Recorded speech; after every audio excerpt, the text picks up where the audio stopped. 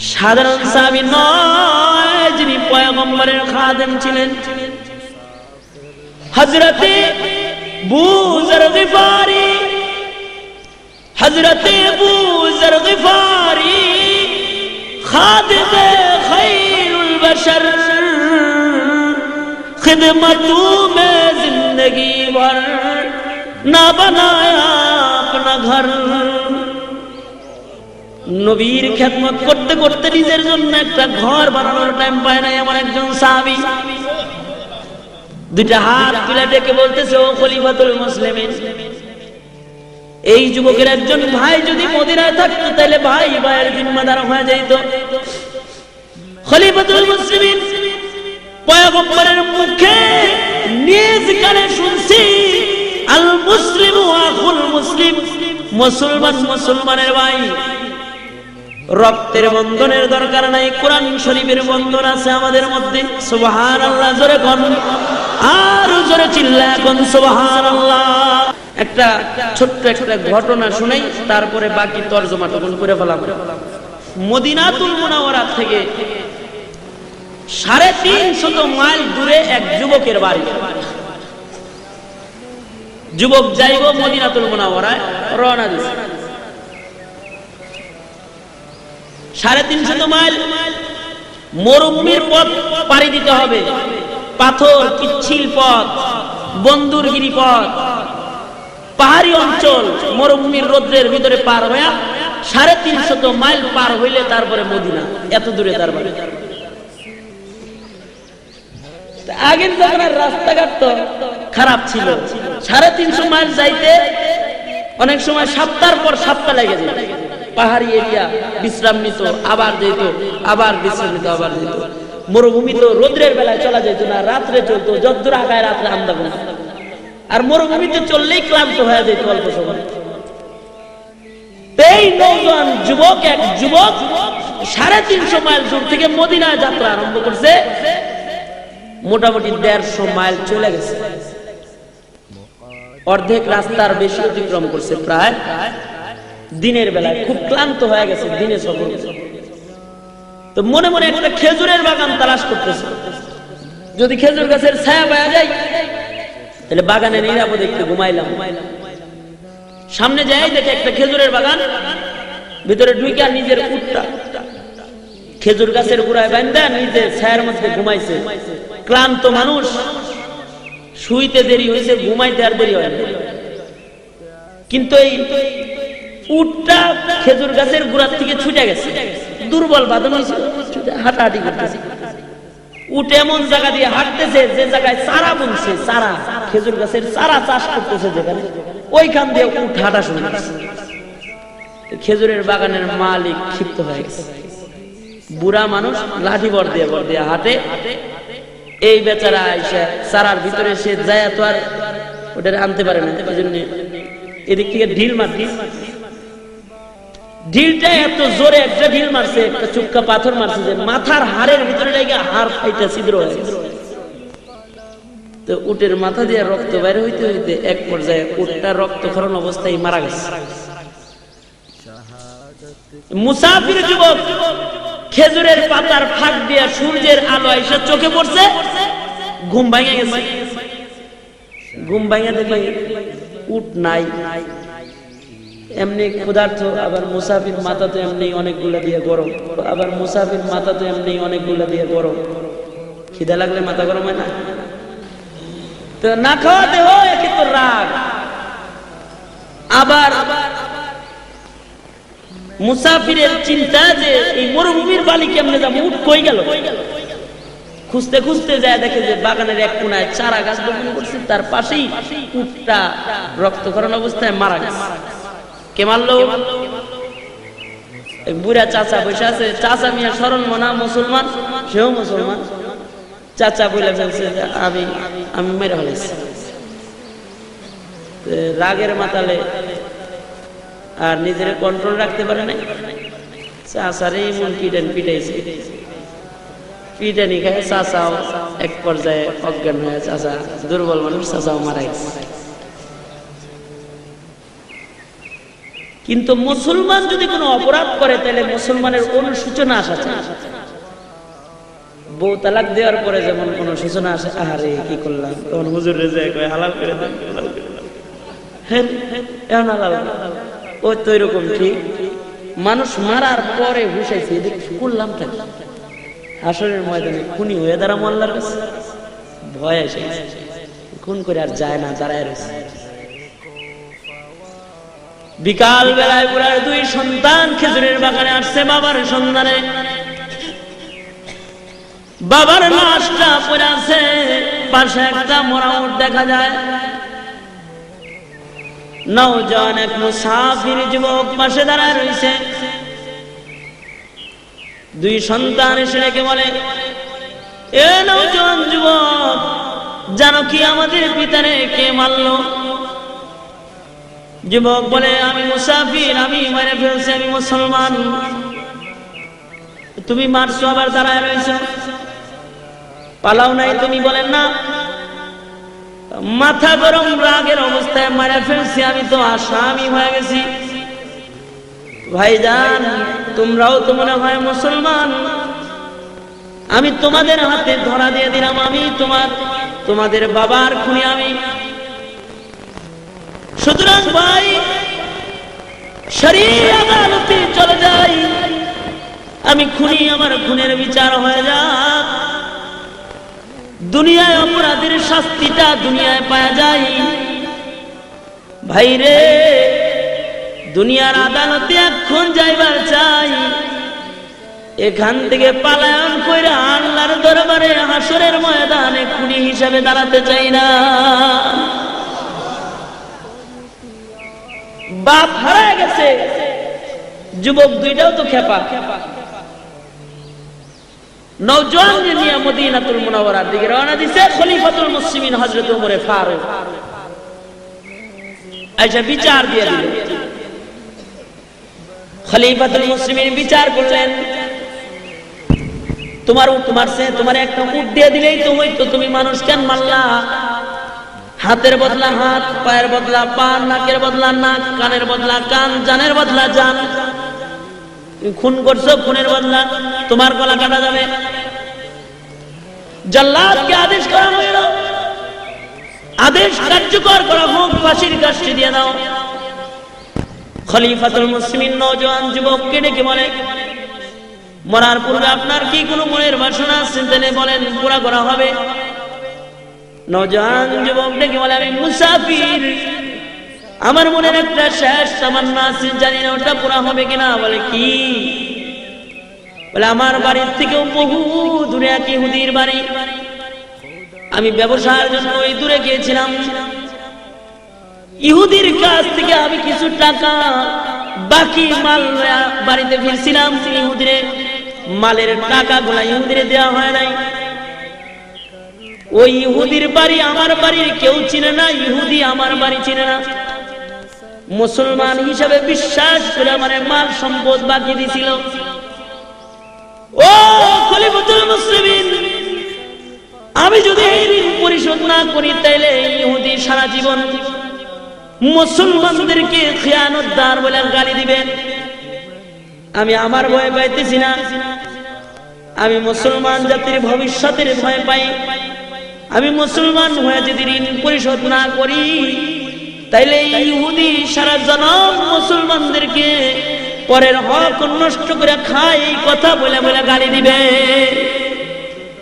এজন্য আমারে যদি একটু সুযোগ দিতেন, ঋণ পরিশোধ করে আসার কয়েকদিনের ছুটি দিতেন, তাহলে আমি যে একটু ঋণটা পরিশোধ করে আসতাম, তারপরে বিচার হইলে শান্তিতে বলে যেত।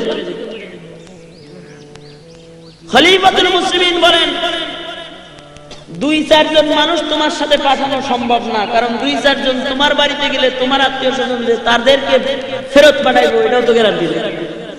তুমি এক খুনি, আর 10 জনে মিলে আমার 3 লোককে মেরে ফেলাই দিলে, আর 3 খুন জোড়া। আর তোমার সাথে যে এই মুহূর্তে 20-25 জনের কাফেলা পাঠিয়ে দিব, এটাও সম্ভব নয়, কারণ সাহাবায়ে কেরাম এখন যুদ্ধের ময়দানে দলে দলে মুসলমানরা জায়গায় জায়গায়। সুতরাং একটা প্রসেস আছে, তুমি যদি এটা করতে পারো তাহলে তোমার ছুটি পাওয়া যাইতে পারে। সেটা হলো তুমি তোমার পক্ষ থেকে তোমার একজন আত্মীয়রে আমাদের কাছে আমানত রাখো, তুমি যদি না আসো আর ওই দুই যুবক যদি বিচার দাবি করে তাহলে তোমার জায়গায় তোমার আত্মীয়রে জবাই দিন, তুমি যে বিচার ঋণ পরিশোধ করবে। আর যদি তুমি নির্ধারিত সময় চলে আসো তাহলে তোমার আত্মীয়রে ছেড়ে দিলাম, তোমার বিচার করে তোমার ছেড়ে দিলাম। কথাটা যুক্তিসঙ্গত। নওজোয়ান যুবক দেখে বলে খলিফাতুল মুসলিমিন, আমি একজন অপরিচিত যুবক মদিনার, এই মদিনায় আমার কোনো ভাই নাই, এই মদিনায় আমার মা বাবা আত্মীয় স্বজন কেউ নাই। ও খলিফাতুল মুসলিমিন, আমার বাপ যদি মদিনায় থাকতেন তাহলে আমার বাবা আমার জিম্মাদার হইতেন, আমার মা যদি মদিনায় থাকতেন তাহলে আমার মা আমার জিম্মাদার হইতেন। মদিনায় যদি আমার একটা জোরের ভাই থাকতো, জোরের ভাই চাইতো না আমি ভাই ঋণ রাইখা কবরে যায়, আমার ভাই আমার জিম্মাদার হইতো। আমার কোন আত্মীয় স্বজন মদিনায় নাই, সুতরাং আমার কোন জিম্মাদারও আমি পাবো না তালাশ করে, তাহলে আমার মৃত্যুদণ্ড কার্যকর করে ফেলান। খলিফাতুল মুসলিমিন আদেশ করলেন কার্যকর করো। ঠিক এমন সময় পয়গম্বরের একজন সাহাবী দুইটা হাত তুলে রেখে বলে থামুন, ও খলিফাতুল মুসলিমিন, আমি আমার এই ভাইয়ের জিম্মাদার হয়ে গেলাম, আমার ভাইকে ছুটি দিয়ে দেন ঋণ পরিশোধ করার জন্য। যিনি হাত তুলেছেন তার নাম হযরত আবু যার গিফারি রাদিয়াল্লাহু তাআলা আনহু, সাধারণ সাহাবী নয়, যিনি পয়গম্বরের খাদেম ছিলেন। হযরত আবু যার গিফারি, হযরত আবু যার গিফারি খাদেমে খায়রুল বশর, खिदमतों में जिंदगी भर ना बनाया अपना घर। নবীর খেদমত করতে করতে নিজের জন্য একটা ঘর বানানোর টাইম পায় না এমন একজন সাহাবী দুইটা হাত তুলে ডেকে বলতেছে, ও খলিফাতুল মুসলিমিন, এই যুবকের একজন ভাই যদি মদিনায় থাকতো তাহলে ভাই ভাইয়ের জিম্মাদার হয়ে যেত। খলিফাতুল মুসলিমিন পয়গম্বরের মুখে নিজ কানে শুনছি, আল মুসলিমু আখুল মুসলিম, মুসলমান মুসলমানের ভাই, রক্তের বন্ধনের দরকার নাই, কোরআন শরীফের বন্ধন আছে আমাদের মধ্যে। সুবহানাল্লাহ জোরে কোন, আর জোরে চিল্লায় কোন সুবহানাল্লাহ। আমি আমার ভাইয়ের জিম্মাদার, আমার ভাইয়ের ঋণ পরিশোধের জন্য ছুটি দিয়ে দেন, আমি জিম্মাদার হয়ে রয়ে গেলাম। খলিফাতুল মুসলিমিন নতুন করে বিচার সিদ্ধান্ত লিখলেন, আবার নতুন করে, যাও যুবক, তোমার 1 মাসের ছুটি দিলাম, আরবি মাসের প্রথম শুক্রবারে জুমার নামাজের আযানের পূর্বে তুমি মদিনায় প্রবেশ করবা। যদি তুমি মদিনায় জুমার নামাজের পরেও না আসো তাহলে তোমার জায়গায় তোমার জিম্মাদার ভাই আবু যার গিফারির মৃত্যুদণ্ড প্রদান করা হবে।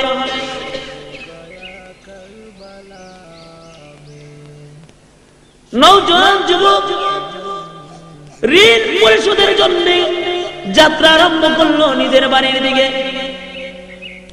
খলিফাতুল মুসলিমিন পিতার হত্যার দাবিতে বাদী পক্ষ যে দুইজন, তাদের নায়িকা বললেন, আপনারাও চলে যান, আরবি মাসের প্রথম শুক্রবারে জুমার নামাজ মদিনার পয়গম্বরের মসজিদে আপনারা পড়বেন।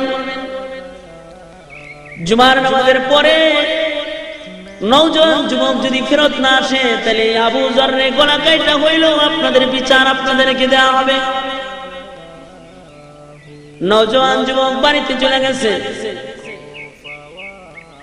বাড়িতে যা ঋণ পরিশোধ করার জন্য ইহুদির কাছে গেছে। ঋণ পরিশোধ করে নওজোয়ান যুবক বাড়িতে আইসা সুন্দর সুন্দর জামা কাপড় গুলা পরিধান করছে, দ্রুতগামী একটা ঘোড়ারে সুন্দর করে সাজাইছে, সজ্জিত হয়ে আতর গোলাপ মাইকা মার কাছে যা বলে, মা গো মা, ও মা, আমি তোমার সন্তান। মারে, তুমি তো চাও না তুমি হাসরের ময়দানে খুনি সন্তানের মা হয়ে দাঁড়াও। মা গো, জীবন ভর তুমি আমার সেবা করছো, আমি তোমার কোন সেবা যত্ন করতে পারি নাই। মা, বাড়ির থেকে যখনই বের হয়েছি তখনই আমি তোমার কাছ থেকে বিদায় নিয়ে বের হয়েছি, আবার আইছি। মা গো, আজকে একটা বিদায় নিবার চাই মা, এটা জিন্দিগির শেষ বিদায়। মা গো, তোমার হাত দুইটা আমার মাথার পরে রাখো মা।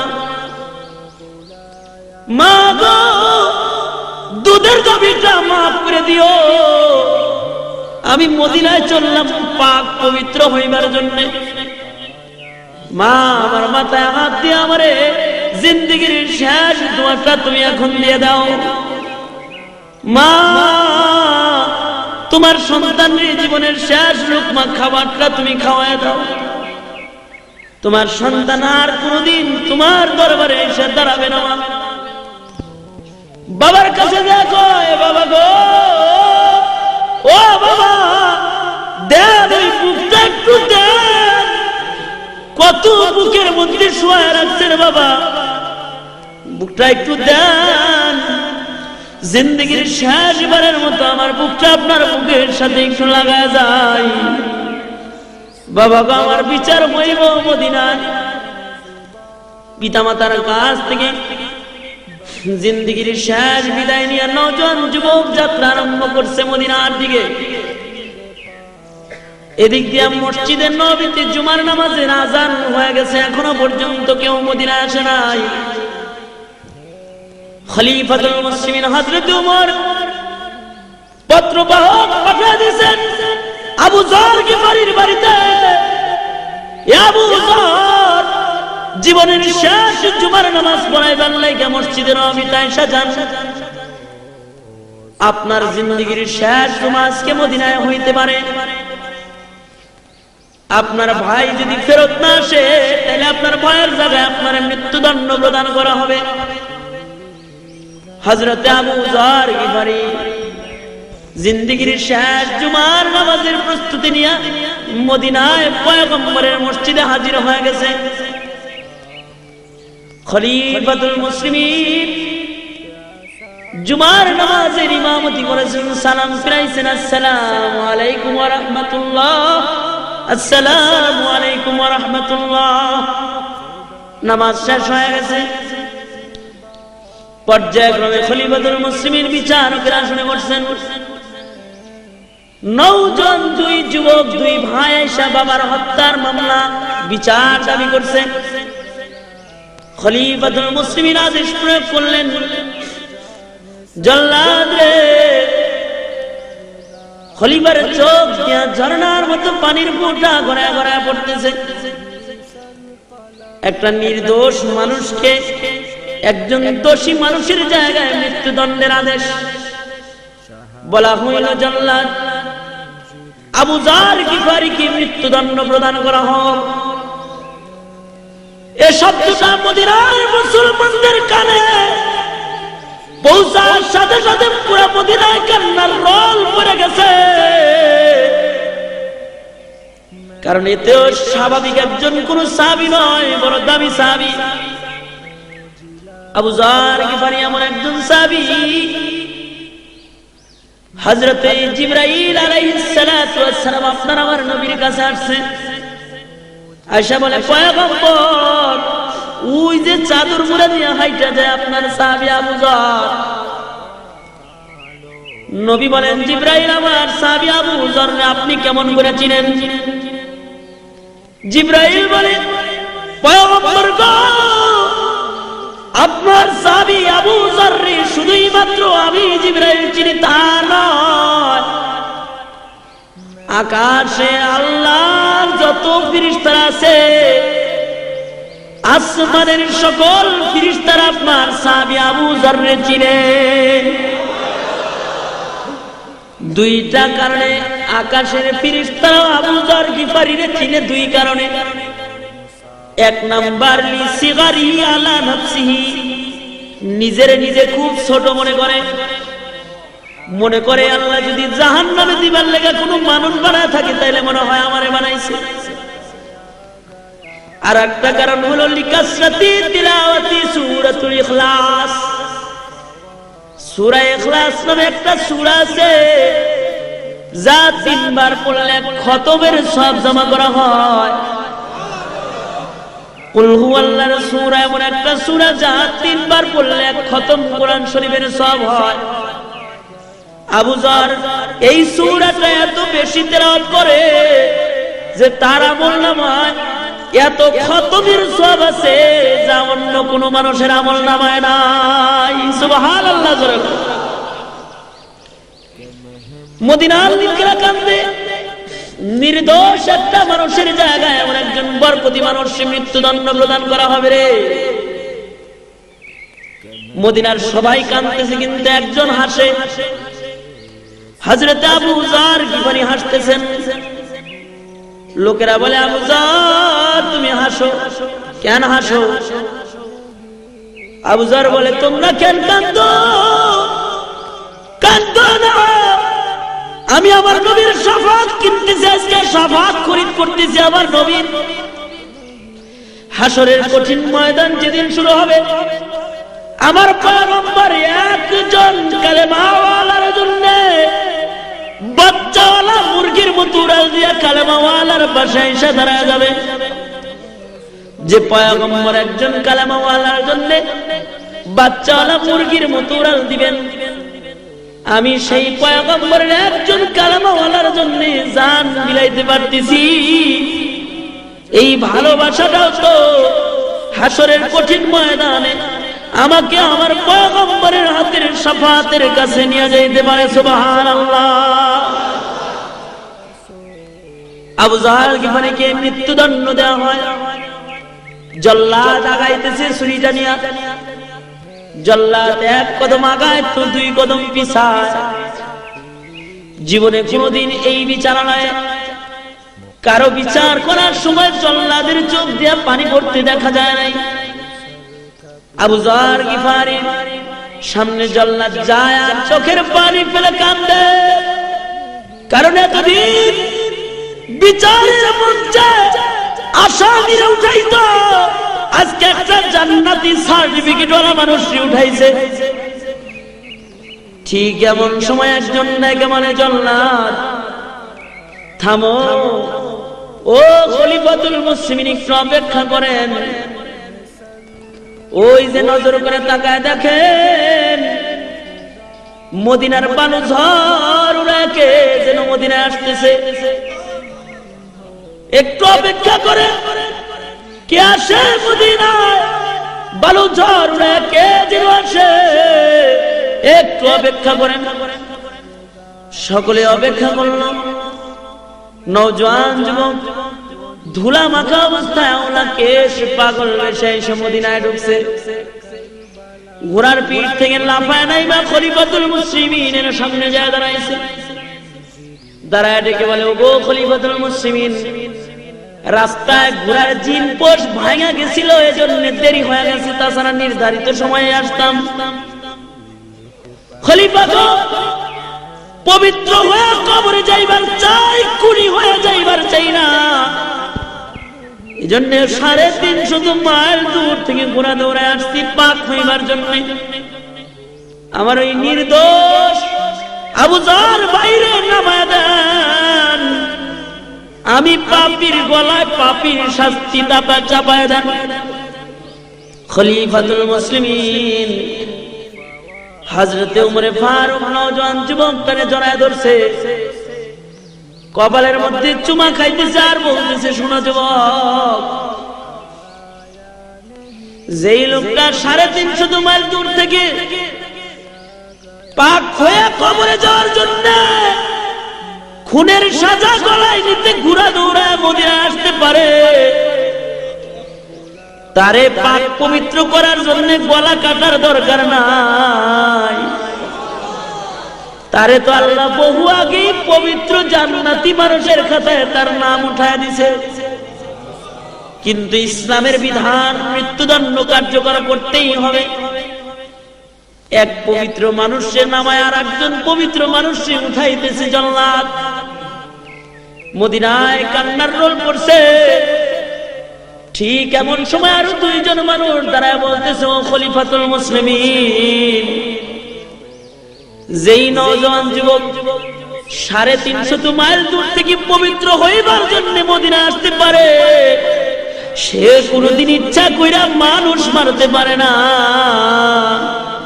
ও খলিফাতুল মুসলিমিন, আমরা ওই দুই যুবক যারা বাবার হত্যার বিচার আপনার কাছে দিয়া আমাদের এই মুসলমান ভাইরে ফাঁসির আদালতে দিয়া গেছিলাম, ও খলিফা আজকে একটা নতুন দরখাস্ত করতেছি, খলিফা গো, বাপের হত্যার বিচার ক্ষমা করে দিলাম, ওই জায়গা থেকে বাইরে নামা দেন, বুকে করে আপন ভাই বানায় নিজের বাড়ি নিয়ে যায়।